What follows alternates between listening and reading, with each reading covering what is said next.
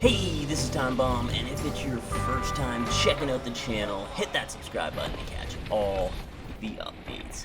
Thanks a lot for joining me here today. I'm doing a breakdown on my TIE Bomber specifically for fleet battles. This is what I've been using lately, having a lot of luck with it. So this loadout, I think, is to get big damage on those capital ships, on everything you need to hit hard. So I built the rotary cannon, and that's, for the initial dogfight, taking out the AI. That rotary cannon, I've mentioned it in other loadout builds. It's, for my money, the best primary weapon you can use on any ship. I love it. It's so easy to use. Anyone who starts playing the game, I definitely get them using that rotary cannon just so they can get an easy feel for the game. And, it's just more rewarding to be able to get those kills. So I think it's key in the fleet battles as well to have that rotary cannon on my TIE Bomber. Take out the AIs as well as the humans. On the left auxiliary, I like the beam cannon because it can do really high damage. You gotta make sure you're kind of straight because, it's tough to control once you've got it going. You can't really adjust it too well, but you can really do some high damage with it. I've been leading my team at some games with damage, being able to do a lot with it. And to go along with that, I like the multi-lock missile because you can also target, several AI at once, help you farm AI quickly, as well as your human opponents. They'll have to shake those, and then you can be hitting them with the rotary cannon. Let your teammates get in there and help you out. I think there's a lot of advantages using it.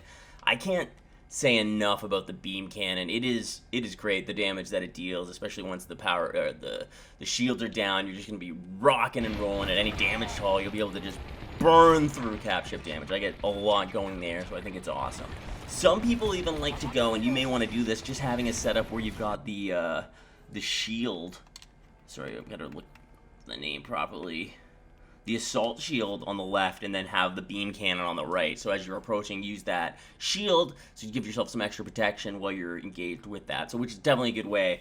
I like to have the multi-lock just because I feel like it makes me a bit better attacking against humans, and the AI having that is to go along with the rotary cannon. So I don't know, that's the way that I like to play it. Countermeasures, I use the Seeker Warheads. I think I've talked about this in most videos. That's just the countermeasure I prefer. Most of you get 4, even though it's a 12-second cooldown.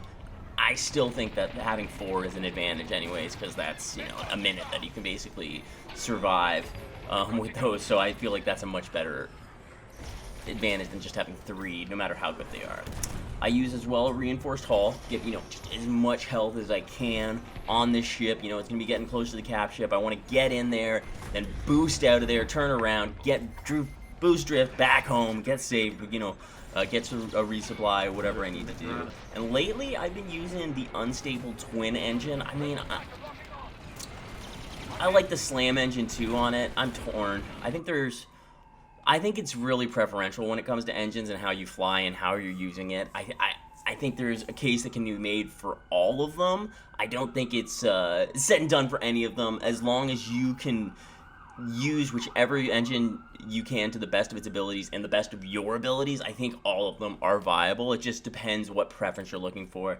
And in this case with the unstable engine, I think I'm just looking to get a little bit more speed and acceleration, and at the sacrifice of health in this case, which is rare for me, but the bomber is, pretty high end. We're still looking at, switched away from it, 3,500 plus 1,000 on that, so you can get, that's pretty high end. Don't get me wrong, you could get it up a little bit higher there. My other build is, see 4,000 on that one, but it's still really good, still a lot of health to it, definitely getting multiple passes and be able to get in and out of there without getting hurt. A few times I'm leading in time spent avoiding missiles and all that stuff. So I'm definitely having a lot of success with this build as I've gotten more into fleet battles. This has been my main ship that I'm flying into those fleet battles, and I don't think I've lost with it. I don't think I've lost a fleet battle since I switched over to this one. Maybe one with some randoms, but as long as I'm playing with some good people, it's been no problem getting it done. So I would definitely recommend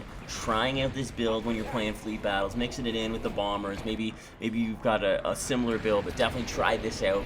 Preference here or there when it comes to the engine, like I said, but I think this is, for your money, this is a great way to start out playing fleet battles if you're uninitiated and you want to get some damage and get into it. This is definitely a good way to go. So thanks a lot for checking out this video. I love playing Squadrons. Hope you guys are into it too. I'm going to keep coming out with some content. Thanks a lot for checking out the video. I'm Tom Bomb. You guys are awesome. I will catch you later.